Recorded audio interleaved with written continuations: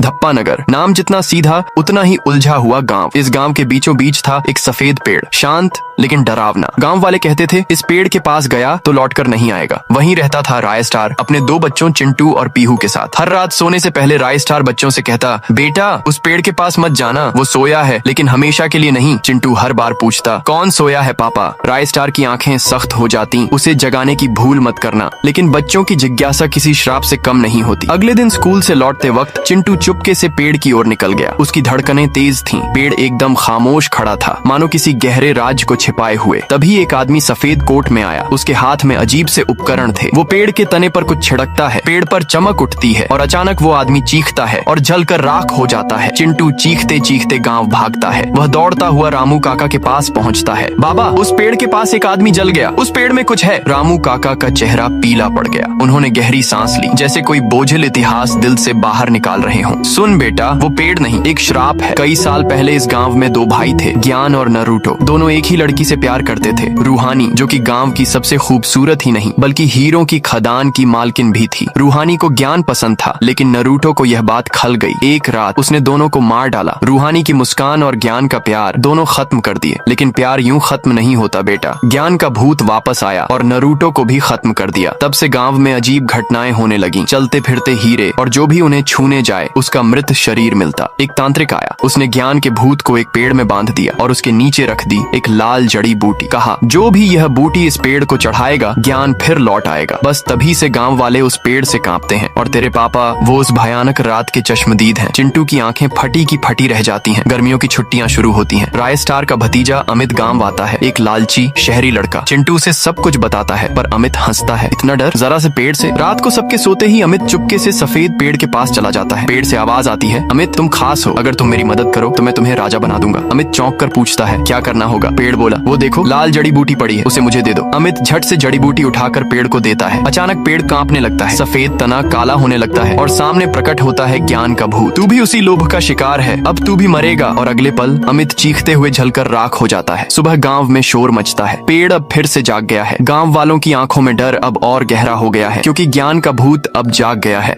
ज्ञान का भूत अब आजाद हो चुका था। अमित जलकर भस्म हो जाता है। धप्पा नगर फिर से अंधेरे में डूबने लगा। गांव की गलियों में एक बार फिर चलते फिरते हीरे दिखने लगे। जो भी उनके पास जाता उसकी लाश अगली सुबह मिलती। अमित की एक गलती ने पूरे गांव को भयंकर खतरे में डाल दिया था। गांव का कारोबार रुक गया, मशीनें बंद हो गईं, बच्चे स्कूल जाना छोड़ चुके थे। एक रात गांव का सबसे अमीर व्यापारी गोल्डन क्रिमिनल, जो हमेशा डरने वालों का कुछ नहीं होता कहता था, अपने घर लौट रहा था। तभी रास्ते में उसे हीरों का झुंड दिखा। लालच में आकर जैसे ही वो गाड़ी से उतरा, चारों ओर धुआं फैल गया। धुआं छंटा तो गोल्डन की जली हुई लाश वहीं पड़ी थी। अब ज्ञान का भूत और भी ताकतवर हो चुका था। शहर में टाइटन नाम का एक शख्स आराम से टीवी देख रहा था। तभी स्क्रीन पर ज्ञान का भूत नजर आता है और अगले ही पल वो टीवी से निकलकर टाइटन को खींच लेता है। सुबह उसकी भी मौत की खबर पूरे गांव में फैल जाती है। राय स्टार ने अपने बच्चों से कहा था, घर से बाहर मत निकलना। लेकिन एक दिन पीहू खेत की ओर निकल गई। घास के बीच कुछ चमकता देखा तो पास गई, और वो चमकता हीरा अचानक ज्ञान का भूत बन गया। पीहू की भी वहीं दर्दनाक मौत हो गई। राय स्टार टूट गया। अपनी बेटी की लाश को जलाते वक्त उसकी आंखों में सिर्फ बदला था। उधर नरूटो के माता पिता गांव से बाहर जाने की तैयारी में थे, लेकिन रास्ते में उनकी गाड़ी पलट गई और दोनों की दर्दनाक मौत हो गया। अब राय स्टार का बेटा चिंटू ही आखिरी उम्मीद था। उसने पापा की दी बंदूक संभाली, लेकिन जब एक दिन स्कूल जाते समय उसने छत पर भूत को देखा और गोली चलाई तो भूत बार बार अपनी जगह बदलने लगा। आखिर में चिंटू को भी उसने जिंदा नहीं छोड़ा। राय स्टार अपने बेटे की लाश लेकर रामू काका के पास गया। काका, अब बस मेरी बेटी, मेरा बेटा सब ले गया वो भूत। रामू काका ने गहरी सांस ली। एक उपाय है, लेकिन तुम्हें अपनी बलि देनी होगी। मैं गांव के लिए अपनी जान भी दे दूंगा। रामू बोले, 1000 किलोमीटर दूर है साहुर जंगल, वहाँ रहते हैं बाबा सूखा लकड़ा, वही तुम्हारी मदद कर सकते हैं। रात होते ही राय स्टार जंगल के लिए निकल गया। रास्ते में शेर, तूफान सबका सामना करता हुआ आखिरकार वह जंगल पहुंचा। डरावनी आवाजें गूंज रही थीं, लेकिन राय स्टार नहीं डरा। तभी प्रकट हुए बाबा सूखा लकड़ा। राय स्टार ने सब कुछ बताया। बाबा बोले, अगर ज्ञान को मारना है तो तुम्हें खुद को कुर्बान करना होगा। राय स्टार अपना बलि देता है। बाबा ने मंत्र पढ़ा और लाश से आत्मा निकाला। उसका नाम था वेटाल राज। वह कोई मामूली आत्मा नहीं था। उसका शरीर आधा राय स्टार और आधा शैतानी जादू से बना था। वेटाल राज उड़ता हुआ वापस गांव पहुंचा। गांव तबाह था। उसने ललकारा, ज्ञान बाहर आ। ज्ञान का भूत अपनी पूरी भूतों की सेना के साथ सामने आया। फिर शुरू हुआ महायुद्ध। एक और वेटाल राज, दूसरी ओर भूतों की सेना। दोनों में भयंकर युद्ध हुआ। आसमान से बिजली गिरी, चारों ओर धुआंधार हो गया। आखिरकार जैसे ही धुआं छंटा, ज्ञान का भूत जमीन पर गिरा पड़ा था। तभी तभी आसमान से बिजली गिरी, वेटाल राज का रूप टूटता है और सामने आता है राय स्टार। धप्पा नगर में शांति आ गया। एक रात डायमंड की खदान से एक आवाज आने लगी।